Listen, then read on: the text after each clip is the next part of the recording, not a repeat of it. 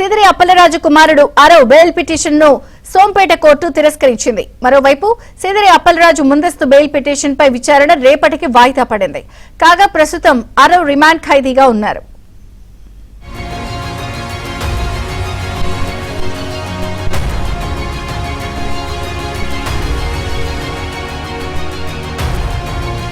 మరోవైపు సిదిరి అప్పలరాజు ముందస్తు bail petition పై విచారణ రేపటికి వాయిదా పడింది.